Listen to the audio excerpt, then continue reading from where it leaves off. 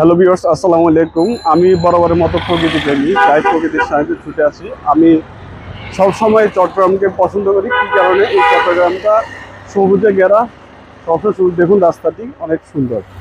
রাস্তার পাশে উঁচু উঁচু পাহাড়, সুন্দর সবুজ প্রকৃতি। রাস্তার দুধারেই পাহাড়, অসাধারণ সুন্দর একটি পরিবেশ। সবুজ শীতল পরিবেশ এখানে, যা দেখে আপনার খুবই ভালো লাগবে। আসলে শহরগুলো সময় যদি সব জায়গাগুলো যদি এমন নিরিবিলি সুন্দর সবুজে ঘেরা হতো, কতই না সুন্দর হতো।